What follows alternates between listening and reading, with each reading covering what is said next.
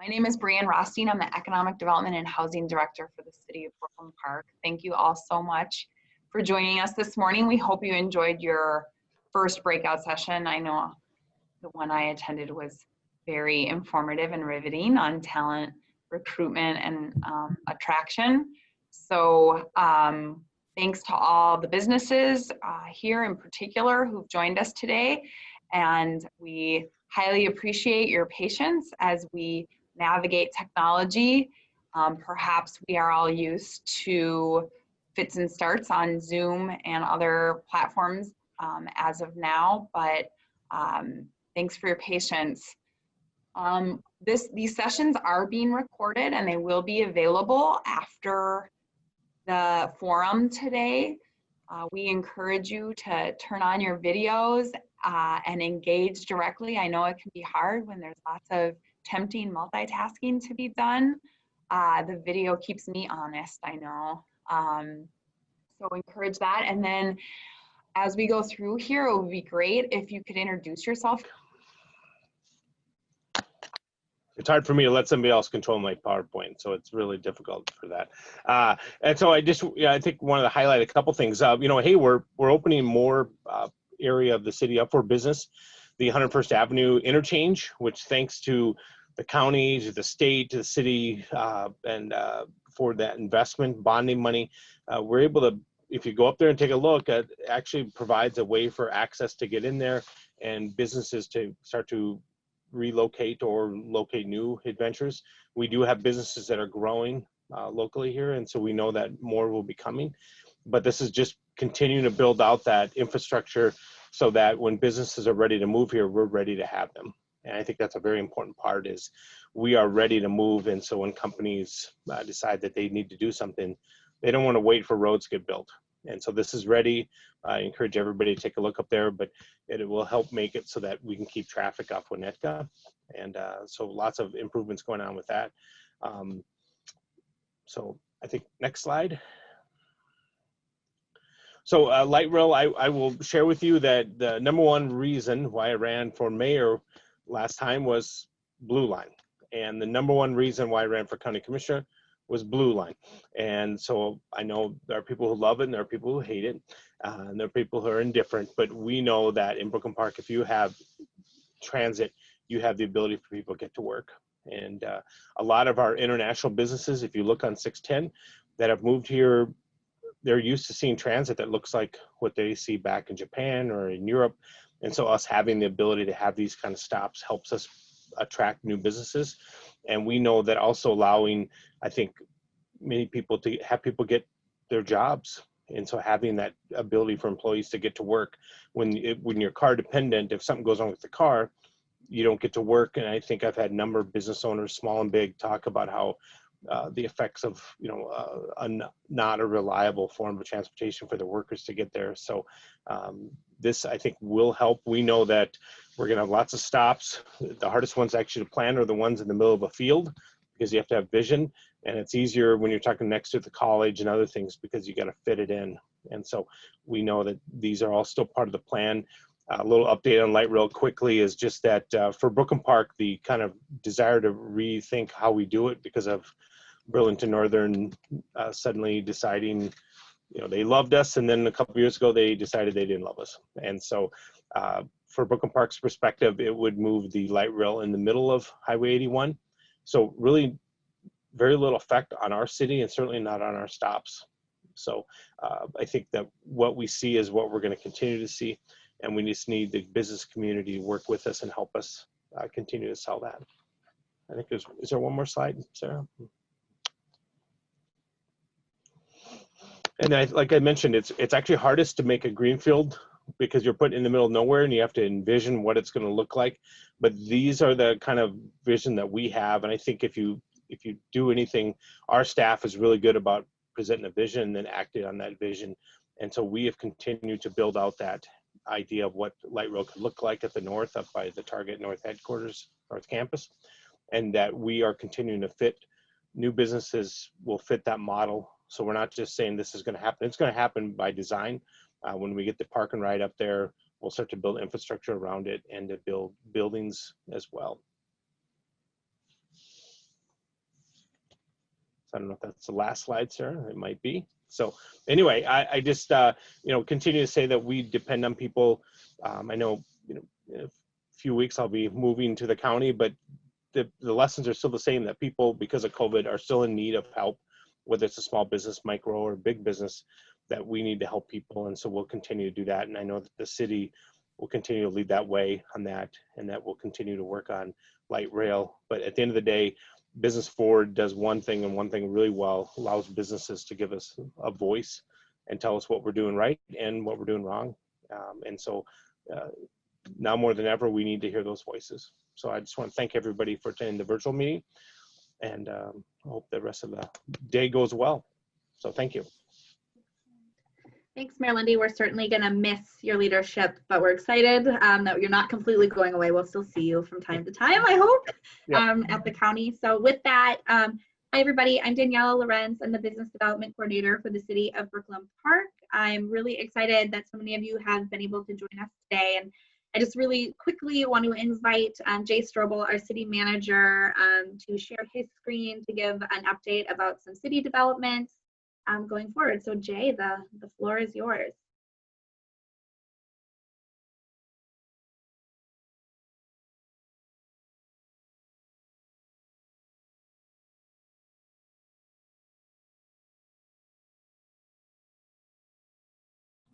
Thanks, Danielle. Can folks see that? Great.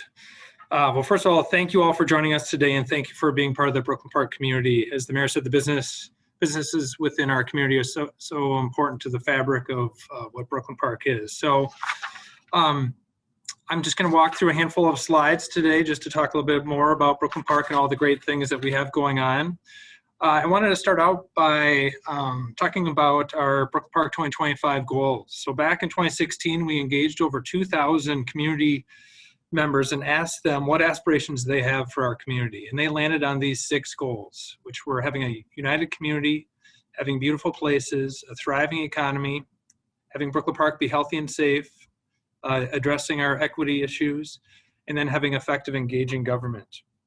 Building off of those goals and our vision for Brooklyn Park, which is Brooklyn Park, a thriving community, inspiring pride where opportunities exist for all, my presentation is going to highlight what sort of makes Brooklyn Park such a great community.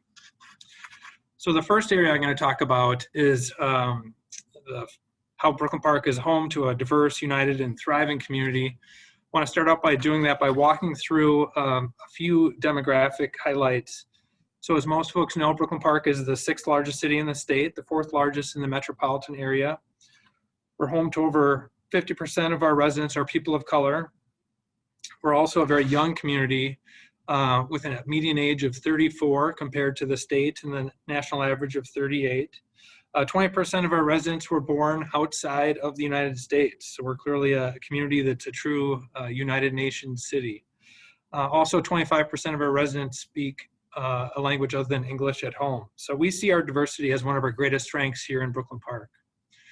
Brooklyn Park is also home to a number of exceptional restaurants as well. We have over 100 at this point in our community representing flavors from all over the world. While there's obviously a few chain restaurants out there, many of our specialty restaurants with incredible food, like this example here, the Misant Banh Mi Grill, just really exemplify kind of the diversity of Brooklyn Park, and we're really fortunate to have such great restaurants in our community. The residents recently also approved a $26 million park referendum that will lead to improvements throughout our park system. Additionally, we're partnering with Three Rivers Park District to invest over about $30 million in our Mississippi Gateway Park along the Mississippi River to truly turn that park into a regional destination. Widely known as one of the best public golf courses in the state, Edinburgh, USA is a great asset for our community and a key part of our park system. The clubhouse was recently renovated, and the facility is now under the management of D'Amico Catering, the premier caterer in the Twin Cities.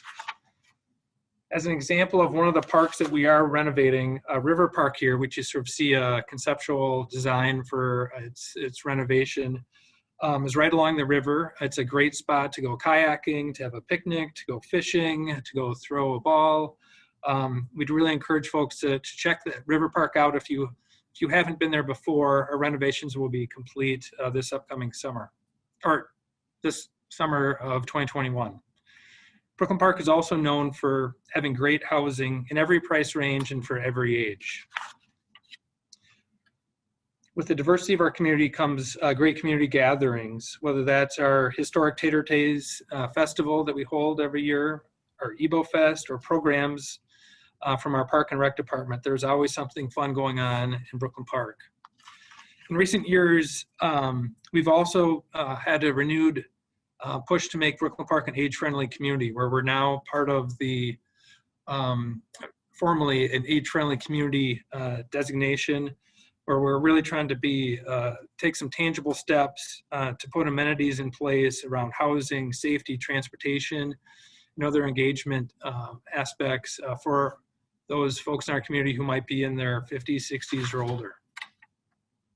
Brooklyn Park is also home to two predominant K-12 school districts, Anoka, Hennepin, and Osseo area schools. There's a little sliver in the southwest corner of the city that Robbinsdale area school serves. We also have a number of private and charter school options here in the community. And then we are fortunate to have three higher ed options with Rasmussen College. And then the two larger ones were North Hennepin Community College and Hennepin Technical College serve over 15,000 higher ed students. Just to highlight some of what the residents think about Brooklyn Park, we do a resident survey every couple of years.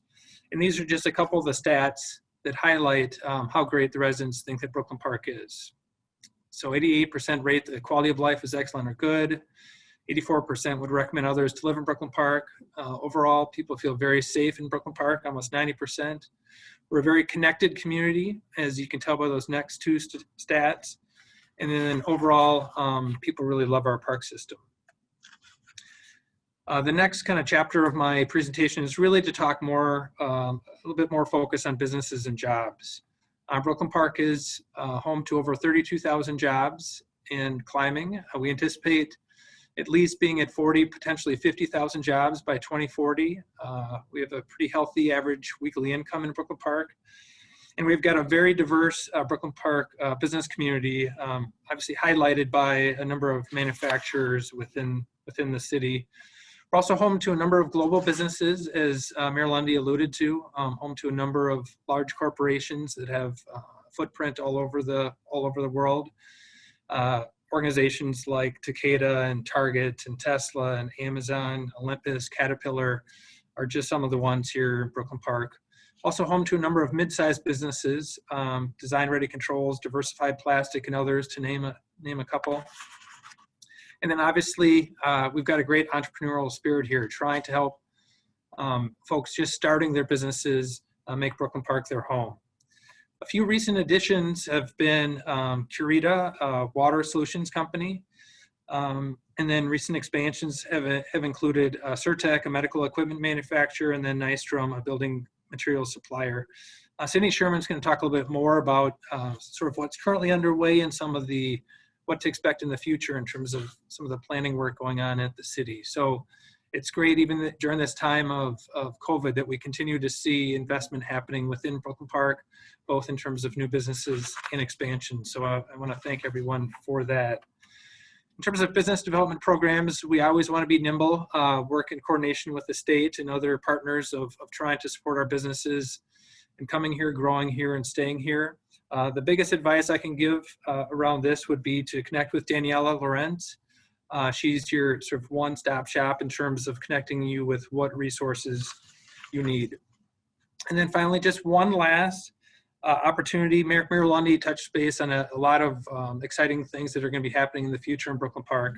But I just want to highlight one last one. I know North Hennepin Community College, I saw has a representative here as part of this today, but they're an important partner on the Center for Innovation in the Arts project, which would be located on the corner of West Broadway and 85th. So it would be a shared facility for the entire community, not just the college, and serve as a regional hub for innovation, arts, and education, and catalyze some economic development there along that corridor and that intersection. It would be right at the LRT stop that would serve the college there at 85th and West Broadway. It would just be a great asset for education and events for Brooklyn Park residents of every age, folks throughout the Northwest Metro. And so we are really excited about the prospects for the Center for Innovation in the Arts and the partnership with the school districts and the college and the community, the county and the state around that work. Lastly, I just wanted to say the city continues to try to be nimble during this time of COVID, not only in how best we can support businesses in terms of some of those grant programs or loan programs, but also in trying to make life a little bit easier in terms of building plans, inspections. So if you have any issues, let us know, but we are trying to keep you and your staff safe and keep our staff safe as well, but continue to keep projects moving along as they come in. So with that, I just want to thank you all again for your participation in the Business Forward Forum today and for your investment in Brooklyn Park. We appreciate it. Thank you so much. Awesome. Thanks, Jay. So before we go into our keynote presentation, I just wanted to do a quick poll. You know, obviously we can't network the way we normally would this year, but this is a good way to get a sense for who's in the room. So it's just going to come out. We'll give you about 30 seconds to a minute to answer the first one. So the first is going to be, how long have you been in business in Brooklyn Park? It should be coming soon.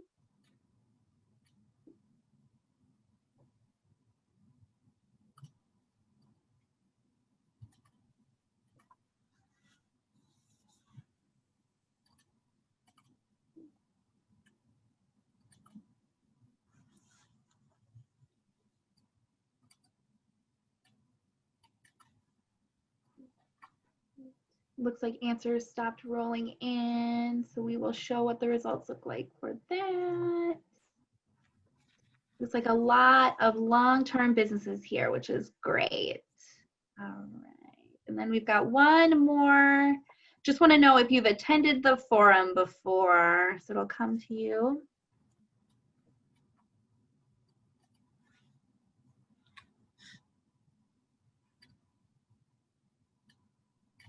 Awesome. So it looks like about half and half. We'll share that again. So I just want to remind everybody to put their name, their business, and contact information if you'd like into the chat. That's a good way to just let each other know who's here and if there's an opportunity to reach out to one another going forward. So with that, I'm really excited to introduce our keynote speaker today, Hamza Warfa, who is the Deputy Commissioner of Workforce Development at the Department of Employment and Economic Development, or DEED, of the state of Minnesota. He was appointed in April of 2019. He came to DEED with more than 20 years of experience in economic development, community building, philanthropy, public policy, and entrepreneurship. Most recently, he was the co-founder and executive vice president of BanQ Inc., an economic identity platform company selected for an innovation award by the Obama administration at MIT. He holds a master's in organizational management and leadership from Springfield College in Massachusetts, as well as a Bachelor of Arts in Political Science from San Diego University. We are really excited to have him address us today. So Commissioner Warfa, whenever you are ready, the floor is yours. Good morning. Can you hear me okay? Yeah, thank you so much for having me. I'm excited to be a part of this. In fact, I think this is, I have joined the first one, if I remember correctly. So this is my second meeting event that I'm joining here at Brooklyn, and just want to thank you for hosting this gathering. I know you're getting creative with the convening, you know, being virtual, and I like the survey questions and the way that, you know, the meeting is structured. I've actually learned so much more already just joining and listening. So thank you again. I want to start first off, you know, by recognizing that this is a challenging time for our business community, for our workers, many who have been displaced. The COVID impact, you know, disproportionately impacts small businesses. It impacts communities of color who were already, you know, many of them on the margins of our economy. And with this hit, you know, similar to last time in 2008, we're disproportionately, you know, negatively impacted. And so one of the things that I think that requires collective action from all of us is to ensure that when we get to a point of economic recovery, which I think we're not there yet,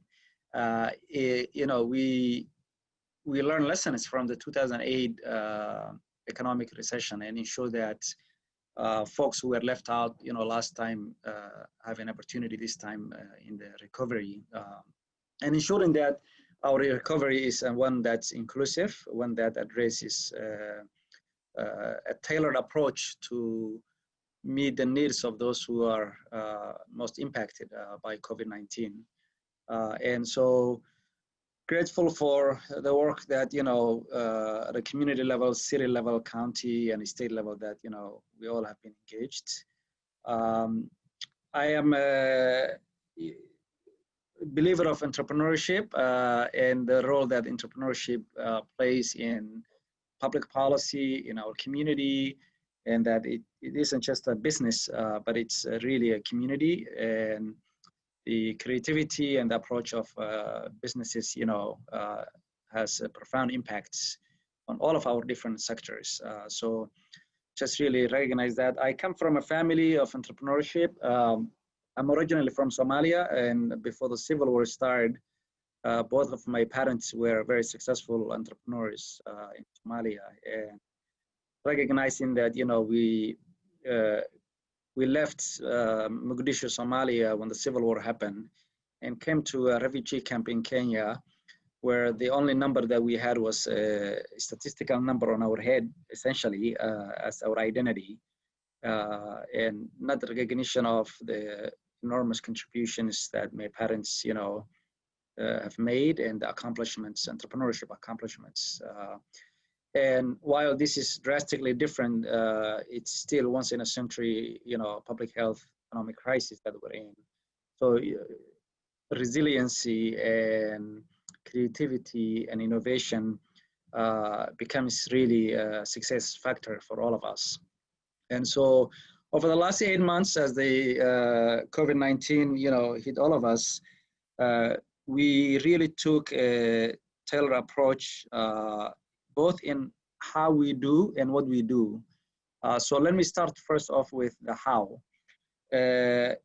State agencies are at times known as, we have a kind of top-down approach in how we communicate, and certainly something that for me as first time in a government role, I recognized that we needed to change our approach and make sure that we're communicating communities and businesses in the ways that they would like to be communicated, rather than the way we want to communicate with them. So we started with our business outreach early in March, and many of you probably know that, some of the consultations and conversations that we had led to a number of policy and program initiatives that we launched. One of them, the Small Business Emergency Loan, which focused really on businesses impacted by the temporary shutdown we had back in March through the governor's executive order. Roughly 1/3 of business emergency loans were made through lenders who serve, people with small businesses, small businesses owned by communities of color. And that really, I would attribute in part, came from the feedback we got from small businesses and business owners. So you can find the list of the $30 million and how it was spent on our website. We recently published that. Another one was the Small Business Relief Grants, which was bipartisan legislative, efforts led by Governor Walz and Lieutenant Flanagan, and which included, $10 million set aside for minority-owned businesses. And really that fund has helped, a lot of businesses who were at the brink of shutdown in the summer, and 50% of those, were in the 7 county metro, including, obviously Brooklyn and, Anoka, Carver, Dakota, Ramsey, Scout, and Washington counties primarily. So that was also really a bipartisan effort, but influenced by the business community and community leadership more broadly. And then, of course, the Small Business Loan Guarantee Program. Some of you, I'm sure, have been beneficiaries of that. And right now, you know, in light of this new lockdown, semi-lockdown of that ends, that's through December 18th, which could possibly be extended through early January. We will know more in the coming week or two. We know more businesses are impacted. We know a lot of small businesses are shutting down, and you know, for many of them, drive-through and online order, you know, might not be sufficient to even stay open.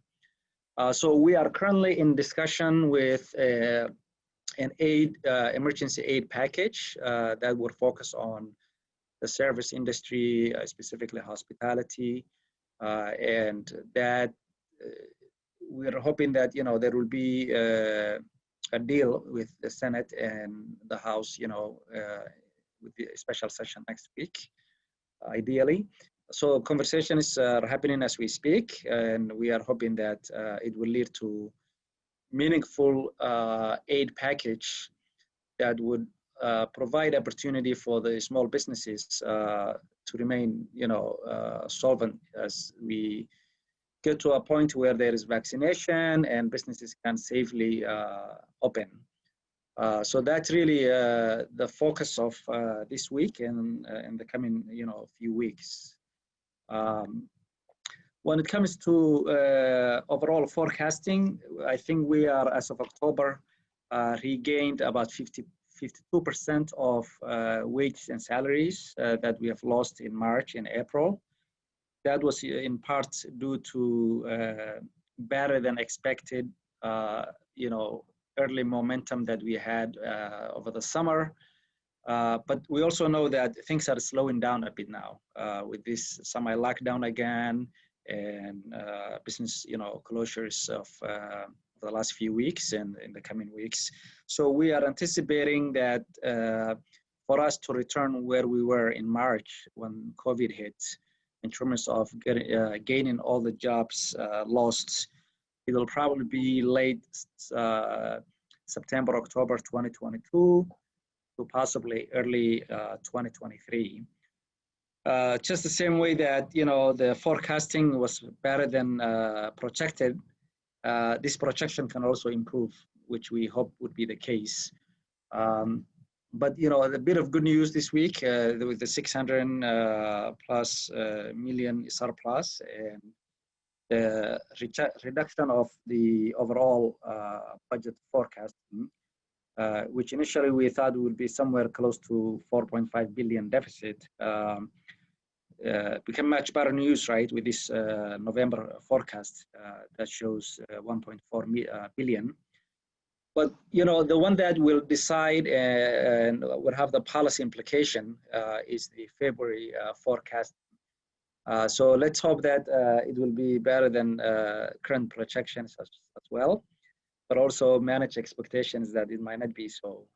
And that's the one that will have an influence on the current, you know, coming session and what decisions are made, you know, policy decisions made at the state level. Let's see, so we continue to see more unemployment insurance benefits being requested, more so last 2 weeks than the previous few months. And I think that will continue in the coming week or two, which means then that, you know, we need to look at various ways in which we can support, you know, displaced workers. There's an initiative that I co-lead with Office of Higher Education to look at, you know, ways that we can rescale displaced workers in the service industry. This is what really is making some states stand out more than other states. If you look at the state of Michigan, if you look at even Wisconsin, they launched a rescaling initiative, which essentially helps someone who might not, you know, get back to their jobs, use their skills for another sector or another field, and ensuring that they have the support they need. And one of the challenges, you know, with workforce training is under COVID, but even without COVID, workforce adjacent issues of childcare, transportation, linguistic challenge for immigrant communities. Those have been really challenging and key barriers to people completing successful work training programs.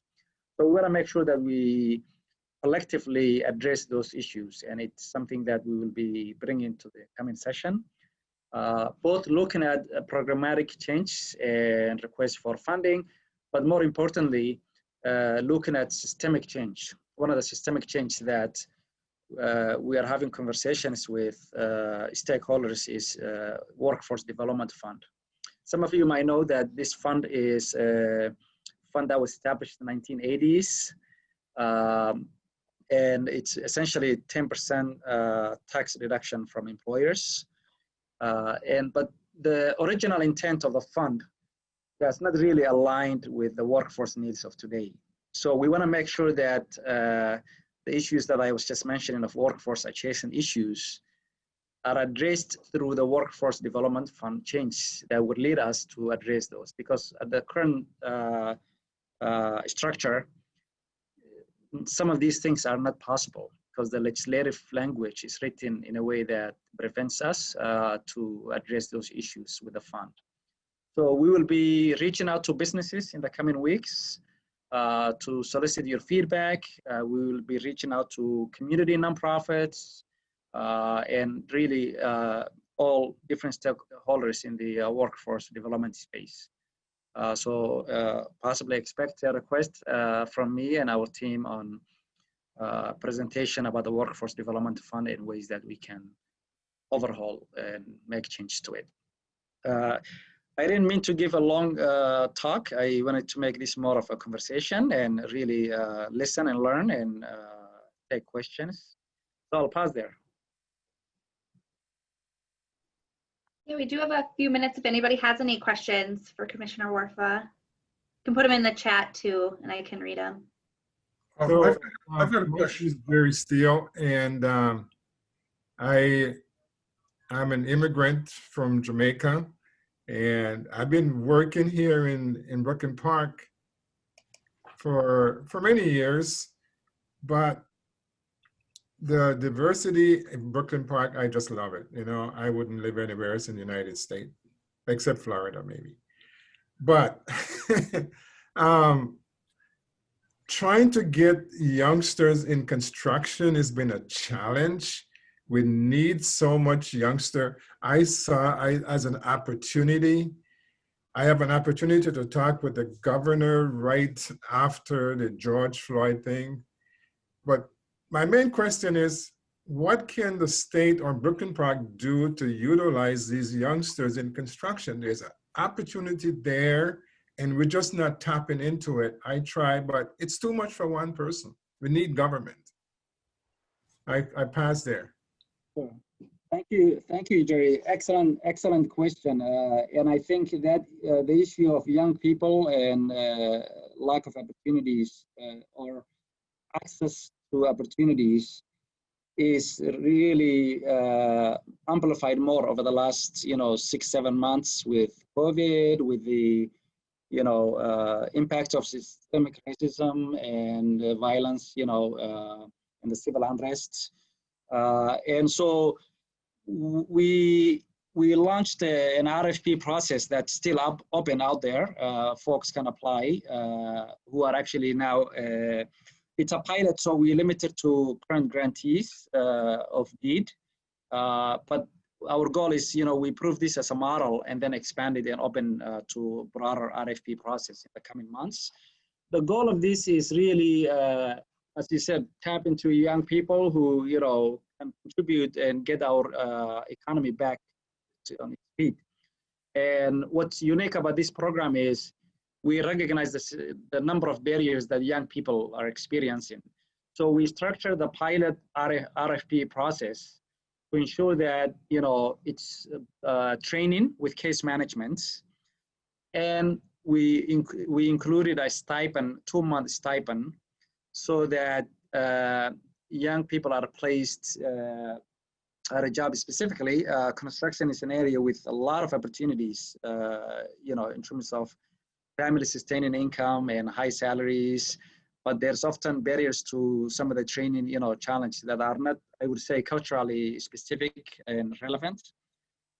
We are engaging employers, and we want to connect employers that are requesting, like really having a struggle to find talent. And so on one hand, we have employers reaching out and saying, we're looking for talent, especially young people. We want, employ young people. On the other hand, we have a lot of young people looking for opportunities.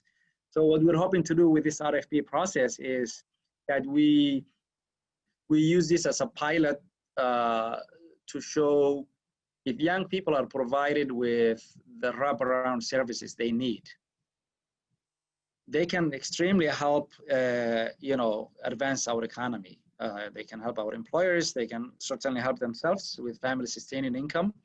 And so we hope to learn that, a lot from this RFP. Of course, this is not the only thing that, we're engaged. We have Youth at Work program. A lot of grantees who are implementing, services for young people. But I must say, a lot of young people are looking for, a lot of young people are finding themselves as subject of conversations about them rather than participants of conversations, and leading us to find the type of solution that they're looking for. And so, Jerry, I would love to connect with you for any feedback or additional insight you might have. But certainly this pilot, we're hoping we will learn, something that we can apply to our broader, work. We're engaging young employers, and in the coming weeks, hope to launch an employee engagement roundtable because there are a lot of current openings right now, and we can align those, supply and demand there. I will definitely try and reach out to you and see, where, if I can do just a little tiny piece of it to help out, I have 50 years of experience in construction, a lot of knowledge, and I really want to, that's the legacy I'd like to leave, that I help a few people share my knowledge and share the knowledge that I learned from my father, over the years. And I think, my son, but that's not enough. I teach them. So thank you. I put my email on the chat box, okay. So feel free to email me. All right, thank you. I'll go there right now. Thank you. So, Commissioner, when employers have to lay off people, particularly these forced closings, they take a big hit on their experience rating, which can raise the amounts that they have to pay for unemployment insurance in future years. Does DEED have any plan for softening that impact on businesses whose employees got laid off this year and have applied for these unemployment benefits kind of unexpectedly? It's kind of a hidden cost of COVID for small businesses. Are there any plans to try and limit that in the future? Thank you for bringing up. I must say that has come up almost every week. So I know there was delays, delayed payment and things like that was put in place. Quite frankly, it's not an area that I am deeply involved, but I'll be happy to learn more from my colleagues who are primarily, focusing on this and get back to you with an answer. Thank you. I'll contact you about that. Thank you. All right, wonderful. Thanks for bringing that up. So we have time probably for one more if there's any other questions for Commissioner Warfa.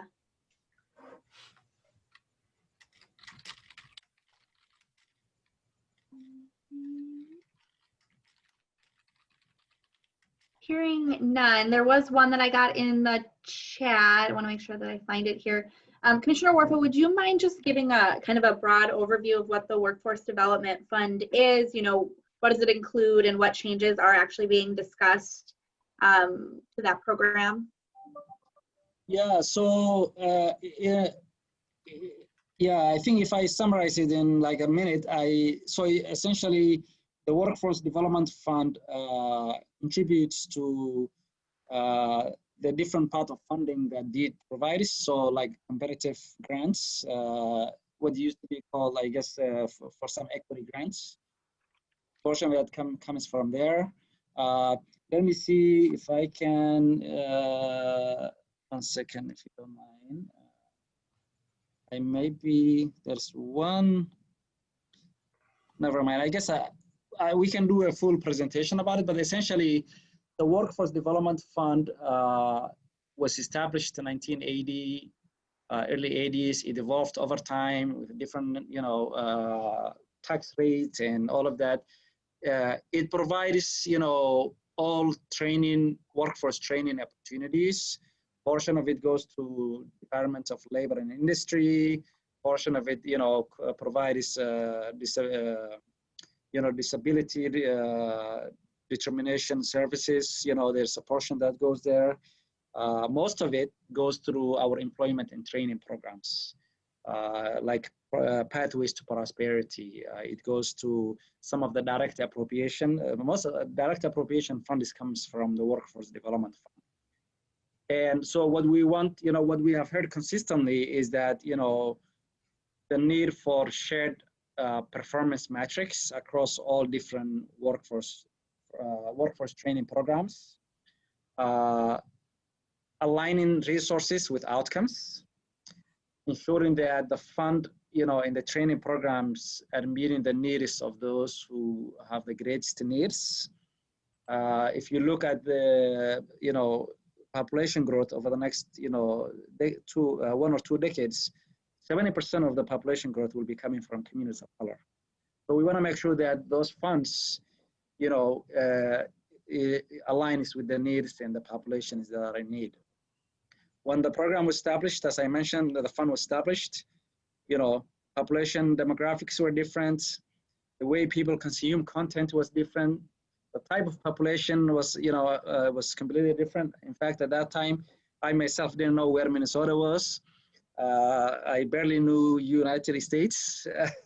And, so I think, we're just, our intent is really create an opportunity for innovation, for making the fund with equity at the center of it.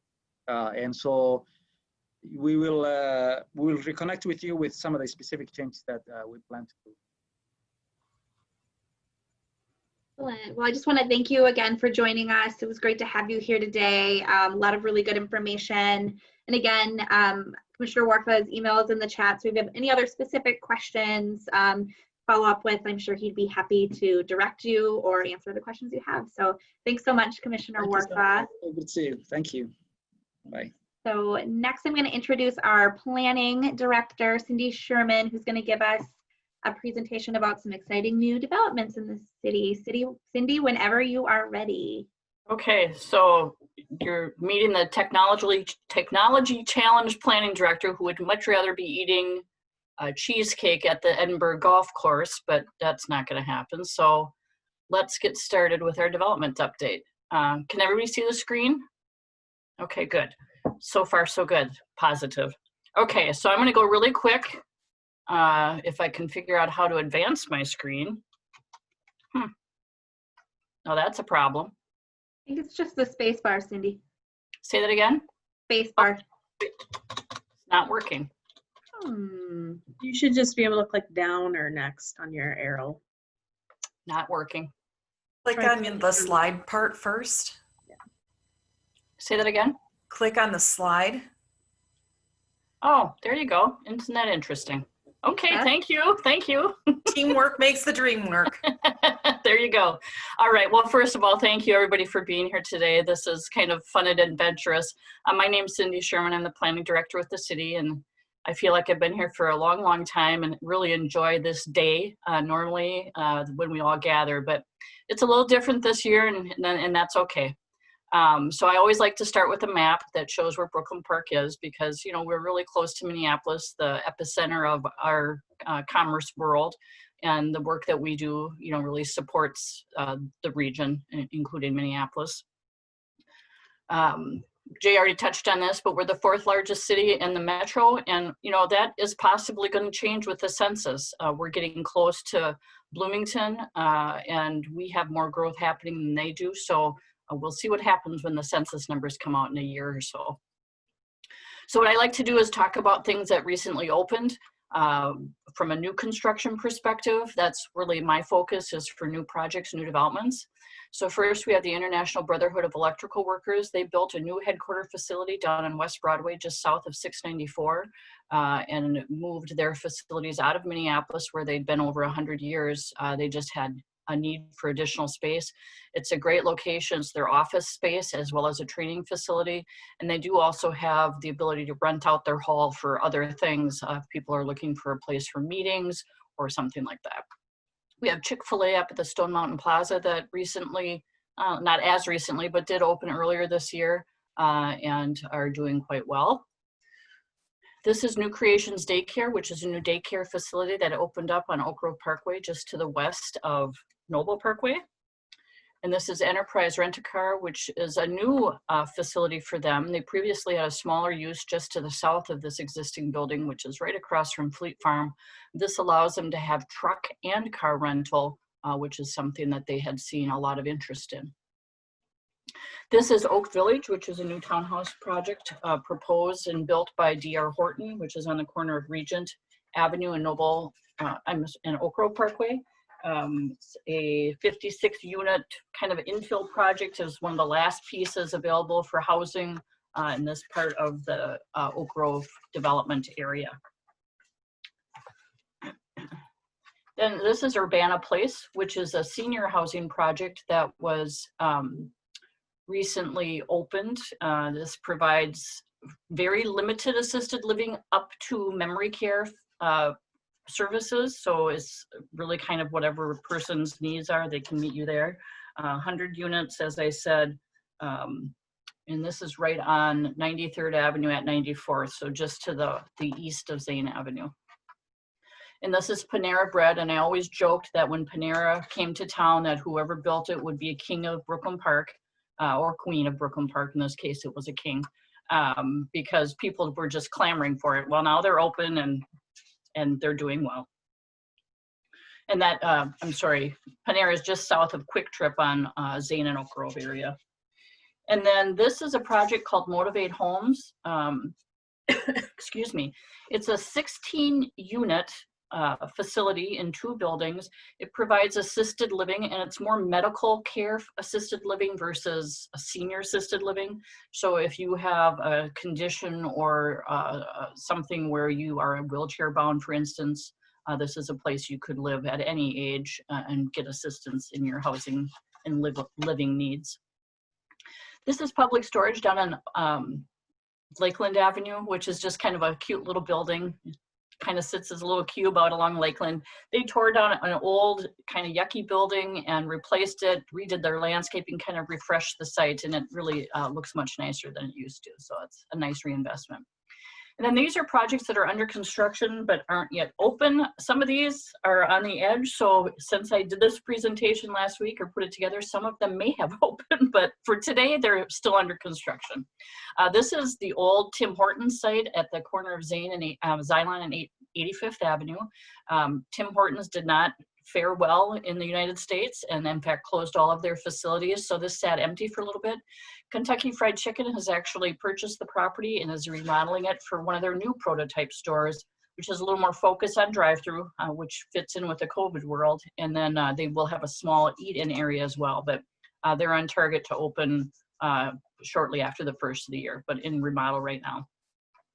This is Curita, which is a really neat facility that came together. Ryan Companies did this project very swiftly. The city had an action to build the road, so we worked closely with them to get that done. This facility consolidates 3 locations that were acquisitions and consolidations. It's 156,000 square feet and is research, design, manufacturing, office, really a neat kinds of things happening inside the facility. And it's all around water treatment facilities. So worldwide company that does do all sorts of things related to water resources. And they open with about 200 employees with plans to grow. And they also have the ability to expand the facility on site in the future if needed. And this is Sweet Living, which is a 32 unit assisted living facility. And this is geared towards seniors. This is right across the street from City Hall. on a little parcel that had sat empty for forever. It had been empty. So it's kind of a nice little infill project right next to our facility on 85th Avenue in Regent. And then this is Pulte Homes Pemberley project, it's called. It's another townhouse, for-sale townhouse product. A little different than what we've seen in the last few years because it's 2 stories versus a lot of what we've seen recently has been a 3-story structure.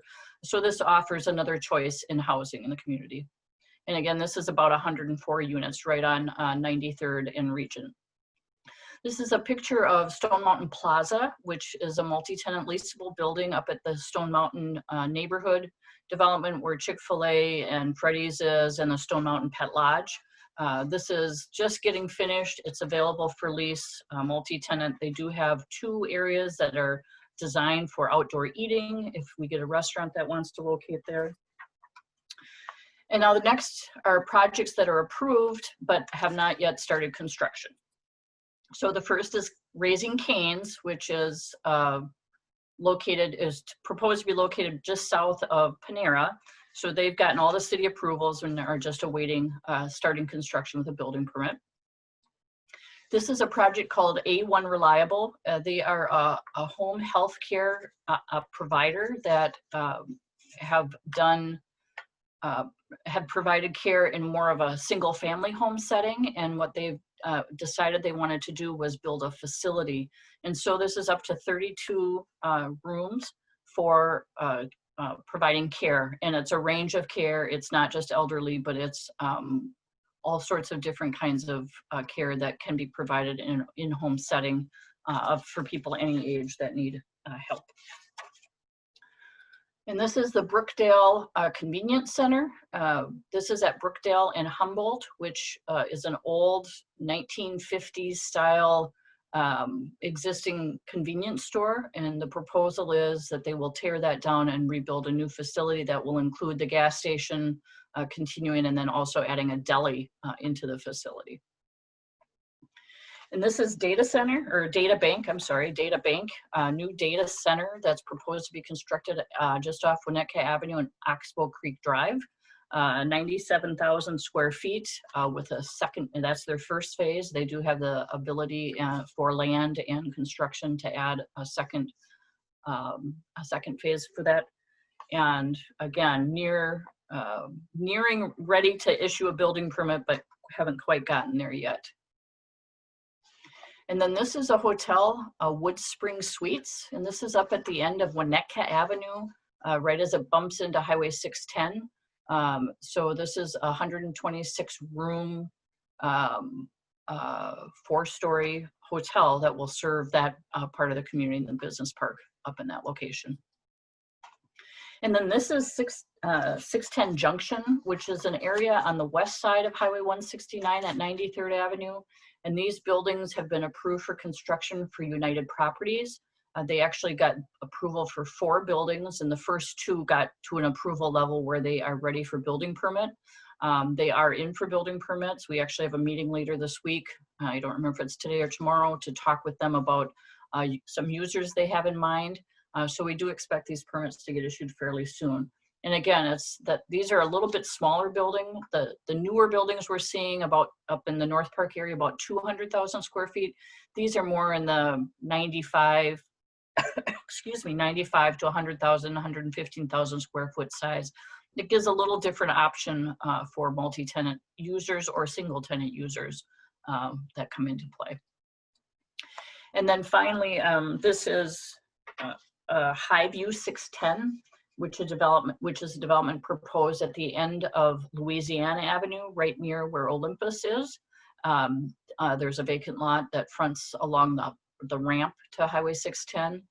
Again, it's a multi-tenant building, 2-story appearance, ability to have 2 stories inside the building, but it's an office warehouse multi-tenant speculative building. At 75,000 square feet, it's a little smaller, so it could be a single tenant building or it could be a multi-tenant building, and it's being marketed for either of those choices. And then finally, just to tout availability for all of this information is available to you 24/7 on the city's website at brooklynpark.org. And then if you search for maps, you can find the development projects. We have them arranged, and this gets updated pretty regularly: under construction, proposed, approved, and now open. And you know, so you can track things that are happening or things that are coming in the city. And then in addition, I just, and we were going to try to model this for you today, but the technology is just not working well for us. So if you have any questions or you can't access it, just shoot me or Danielle an email, and we can help you find it, help you get to it. And then finally, the other thing I want to mention is, you know, the stuff I concentrate on is new development, because that's really where my role is in getting things up and running and new construction. But we also have lots of new and expanding businesses that go into existing buildings or existing facilities. And I know for folks on this meeting, you know, that may include some of you. So we don't always have a good handle on new businesses, because if they don't need a permit or they don't need a city approval process, you know, we don't always know where you are. So reaching out to Daniela and connecting with her so we can keep our business list up to date would really be great and helpful. But this is just a list of a few of our new businesses that we know of, including expanding businesses, big businesses like Surtech, but then we have some great new restaurants coming into town that are either open or in process of opening. And we want to say welcome to everybody. So that's it. That's what I have. I don't even know what time it is, but I think I'm okay on time. And I'm going to turn it back to Daniela. Thanks, everybody. Thanks, Cindy. Always really exciting to see some of the new stuff coming in. So before I start my presentation, we're just going to do 2 more sets of polls. The first is going to be about how you learn about city resources typically. So I'll launch that poll. Oh, maybe not. It doesn't want to. Did it do it? Okay, perfect. This is helpful for us as we think about how we communicate with everybody.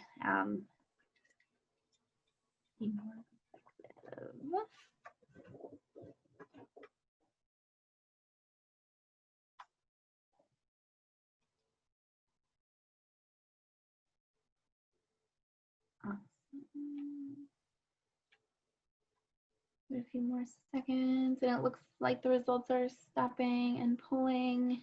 We'll share, not surprisingly, a lot of people get information from email, but it looks like we do have some social media and like our Business Connect work too. So that is helpful for us. And then one more poll regarding whether or not you've used a city resource, whether that would be a loan or you've worked with our inspections department, et cetera, to help you with a building or any questions that you have.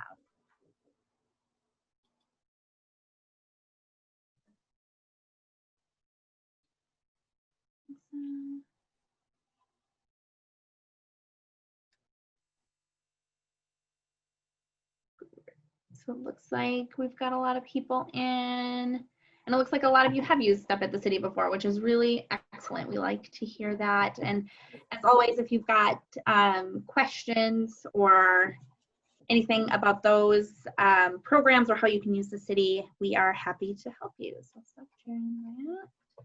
And then I will go into my presentation. One. Excellent. All right. The whole thing. Perfect. So I'm Danielle Lorenz. I'm the Business Development Coordinator for the City of Brooklyn Park, and I'm just going to give you a brief update about what we've been doing the past couple of months and what we're looking forward to in 2021.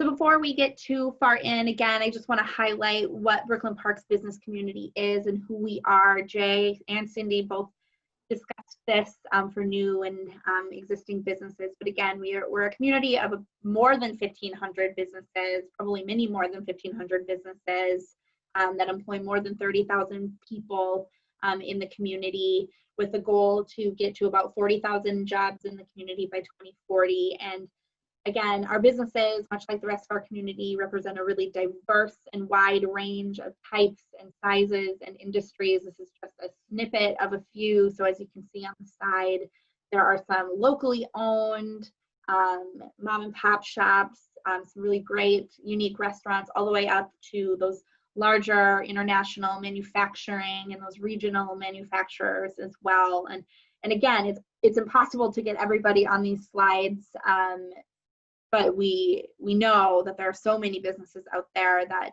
really do make Brooklyn Park's business community incredibly vibrant. So every year, the EDA gets together, the Economic Development Authority, which is who I most specifically answer to, and we sit down with them and talk about 2020 strategic projects and things that the housing and economic development team will take on. And in 2020, these were some of the projects we were thinking about accomplishing that were related to business. So first would be the Business Retention and Expansion Program, which is you were at last year's Business Forward Forum. We did discuss, so that would be going out in the community, talking to businesses, having them answering questions through a survey model, and that would really serve a few purposes. One, to just introduce businesses to me and resources in the city, but to also hear feedback from businesses, you know, what works for them, what they wish Brooklyn Park was doing, any feedback that they had, to really help us tailor our programs going forward and policies and create a nice feedback loop for businesses. The next one related to that would be revamping our business programs. You know, currently the city has two small business loan programs or small and mid-sized business loan programs that just haven't been updated in several years. And so we saw this as an opportunity with the BRNE program and some of our other outreach to think critically about who our programs are serving and are they actually accomplishing what we want to be accomplishing. And then another thing we were looking forward to doing in 2020 was a marketing program collaborative with North Hennepin Community College that would connect small businesses in the community to students at North Hennepin to provide some marketing materials and other things related to that. And then finally, one of the other big ones was understanding how to better connect businesses through an association. Currently, Brooklyn Park is not represented by a chamber necessarily or a specific business association. And we've heard that's a need and a desire from businesses to have more networking and connections to one another. So really exploring through whether it's a partnership with a local chamber, an existing regional association, what we can do to better provide those resources to cities or to businesses rather within the city of Brooklyn Park. But like everybody else in 2020, plans pretty dramatically changed around mid-March when stay-at-home orders were issued and executive orders went into place. The city also went into a little bit of a triage mode. Initially, what we really were trying to do, particularly in the last half of March and the beginning of April, was to just act as a clearinghouse of information for residents and businesses, to be able to get as streamlined of information as possible. I don't need to tell everybody here how overwhelming it was to get different information about resources, you know, safety updates and protocol updates, who's open, who's not, at the beginning of everything. And the city really tried hard to act as a good clearinghouse of information for businesses, residents, etc., who just wanted answers to certain things.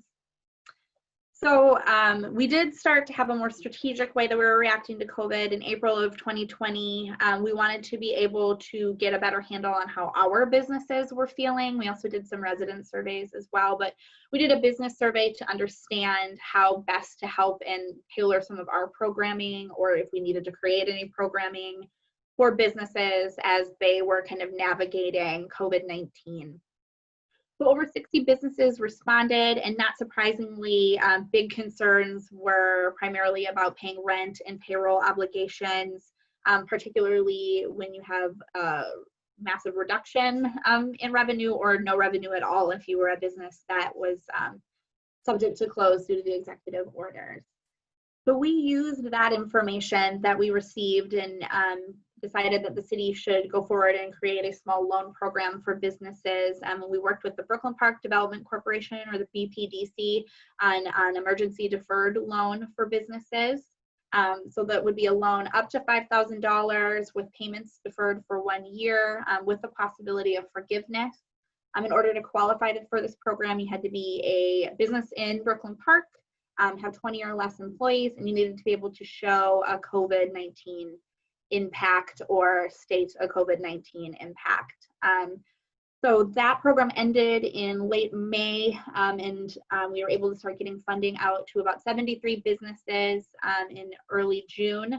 We were excited that primarily, and a lot of this is due to the fact we worked with ACER, so African Career Education and Resources, and LIBA, the Liberian Business Association, to do a lot of marketing of these programs. So of those 73 businesses that did receive loans from us, they were primarily owned by women and people of color, which is partially a function of the diversity of our community, but also a great credit to some of the marketing that we were able to do. And it was exciting because these are the businesses that we've begun to hear had more difficult time accessing those larger federal small business administration loans, like the Paycheck Protection Loan and the Economic Injury and Disaster loans.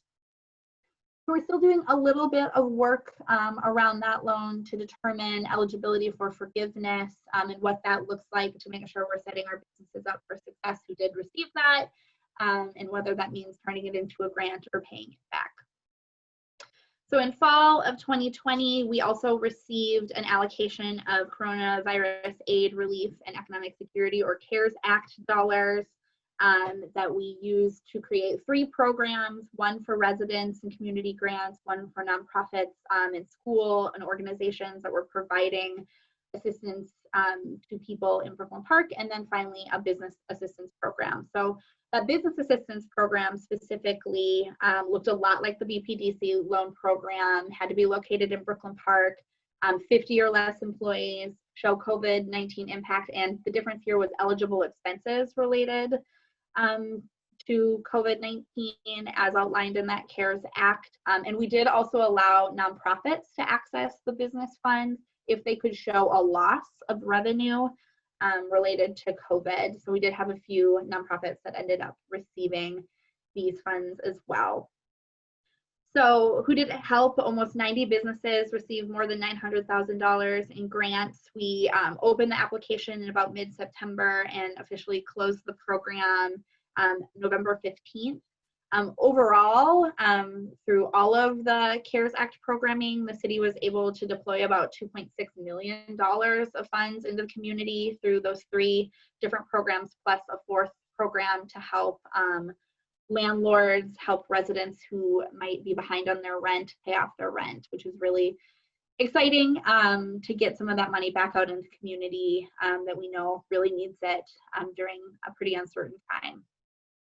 So other COVID-related resources, also in May 2020, we had a nonprofit assistance grant that we did distribute to the community. It's about $30,000 of money to 5 nonprofits focused on providing emergency assistance such as food, rental assistance, and then providing PPE to residents at the beginning stage of the pandemic. And then we've continuously been sending out emails, still acting as a kind of clearinghouse for information. We were doing it weekly, decided to pull back to do it twice monthly, just as information started to slow down. And we know everybody gets so many emails, we didn't want to overwhelm anybody. And then we, of course, are continuing to update our COVID-19 resource page and that link there. And we can put that into the chat too, if you want to have access to it, where we will be providing information as we know about it for both businesses, residents, organizations, and et cetera about COVID-19 and updates that we know about at the city. So looking ahead to 2021, it's right around the corner. Of course, we will continue to navigate and provide resources and connections to help businesses just in general, but particularly as they navigate COVID-19 and beyond. We're looking forward to restarting our BRNE work.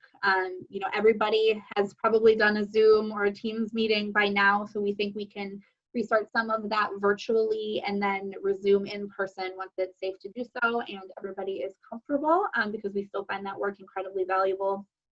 Of course, we're going to work with our regional partners to revamp some of those financial resources to best suit business needs, and now understanding, some of the needs that have come up because of COVID-19 and the impacts to business, how we can make sure that these programs, whether they're loans or marketing programs or other assistance programs, can best actually help businesses with any issues that they are currently having. We're continuing to explore that partnership with local chambers. Now more than ever, it's important to be connected to one another the best that we can, to share information, resources, etc. And then finally, a big one that we're focusing on is the continued work around a small business center project, which would provide affordable spaces to small businesses in the city. We received a Livable Communities Development Act grant, or an LCDA grant, from the Met Council in June to continue to do some work around this project, particularly looking at some of the vacant space we had in the community and what it could look like to redevelop that and partner with an organization or an individual to run that facility and provide technical assistance both to the businesses that may eventually use that facility as their space, and then also to businesses in the community. So really being a resource all around. So that's an exciting project that we'll continue working on in 2021, and we look forward to providing more updates as that moves forward in the community.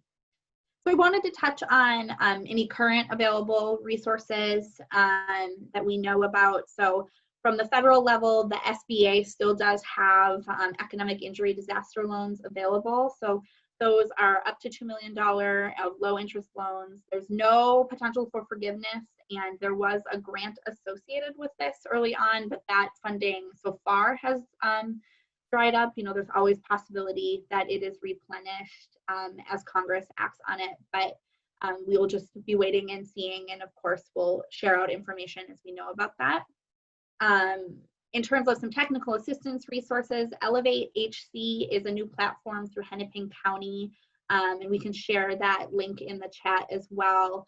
That is for businesses and entrepreneurs to get connected to technical assistance and other resources in Hennepin County, whether that be, different banking resources, mentorship resources, business coach resources, etc. All businesses have to do is register, and then they click into what they would be interested in, and then get connected to resources throughout the county and throughout the region that can help businesses, whether they're just starting or looking to grow or access any other information. The resources continued. ACER currently does have two small grants available. One is for businesses along the Blue Line, a micro grant available, and they can also help businesses along the Blue Line. So in Brooklyn Park, that would be on West Broadway mostly. So with business management assistance, marketing and branding assistance, record keeping assistance, and more. And then they do have a small business relief micro grant program that is open until December 7th to businesses. So that link is there. And we do have information that we're going to send out in a vendor packet to everybody if you want to learn a little bit more about those resources and whether or not your business would be a good fit for them or eligible. And again, I just want to remind everybody, for the most up-to-date information, subscribe to our business resource email. It's right there, and we can put that in the chat too, because that's not a simple one to remember for sure. And again, it is the best way to receive the most up-to-date information about, city events, programming at the regional, state, federal level. We get a lot of information about different free trainings that businesses can go to as well. That are really helpful for people to see and just get another perspective as you're thinking about how to best manage your business or potential questions you might have. And finally, I want to remind everybody that your biggest resource in City Hall is actually probably me. So if you have questions about where to locate your business, about resources that are available either at the city or throughout the state, regionally, etc., how to navigate a city process. It could be as simple as, I don't know where to pay my utility bill. I can get you there. What I always like to say to people is, even if I don't have the answer, I know somebody that probably does. So please don't hesitate. My contact information is right there. That's my email. It's my cell phone number. Reach out to me. and view me as a resource, as somebody who can help you connect to other things and questions that you have as you're going forward. So that is what I've got for you today. I'm going to hand it back over to our intern, our economic development intern, Nayoka Sewell, who's going to do some prize drawing. Got to make sure I stop sharing my screen for you, though. Won't let me.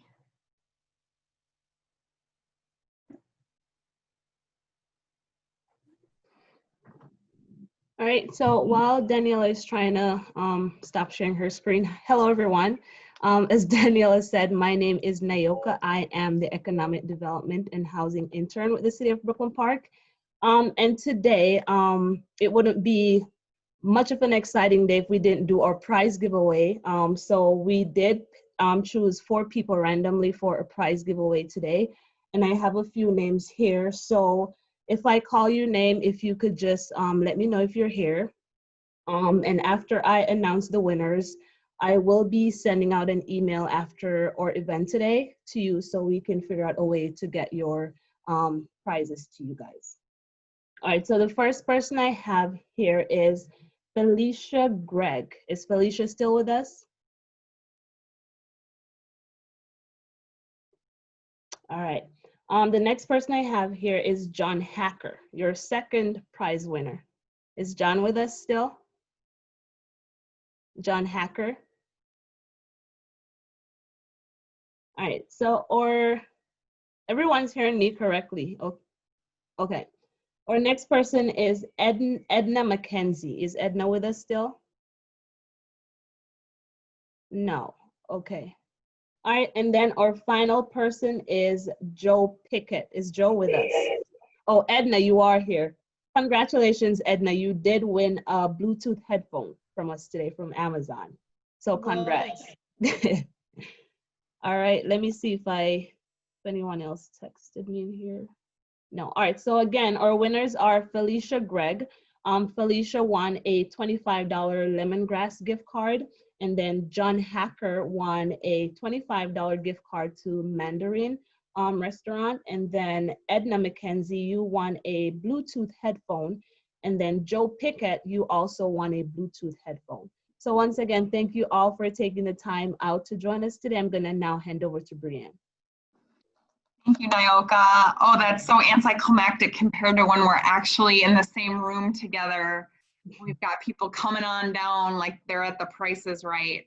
Well, I just want to thank you all so much again for attending, and a special thank you to those organizers of the 9th Annual Business Forward Forum, particularly Danielle Lorenz, Sarah Aid, and Nayoka Sewell. So thank you guys so much for all your efforts. And I just want to thank the businesses in Brooklyn Park. This has been a really tough year for businesses. And one of the silver linings of COVID, in addition to learning how to use virtual technology, is just how our community has come together in COVID response. And we have learned so much about particularly our micro business community in Brooklyn Park. We have hundreds of entrepreneurs, sole proprietors, small businesses, and we've been able to connect to them in a way that we never have before. So at least there are, as the community is coming together in response to COVID, there are some advantages and some things that we've learned a lot this year. Just a reminder to fill out your evaluation forms. That should be posted in the chat, hopefully before everyone shuts down. If you wouldn't mind taking a couple minutes. This is critically important for us as we do this event every year. So your feedback helps us be better and think more about how to meet small business needs or large business needs within the community. So we really appreciate you taking a couple minutes to fill out that form. It shouldn't be too long. Thanks again congratulations to everyone who won a prize, and we hope to see you next year. I did see a lot of new email addresses and names here today, so really appreciate you taking your morning to spend with us. And with that, I will close. Did I forget anything, Sarah, Danielle? Okay, with that, I will close. Thank you all. Have a great day.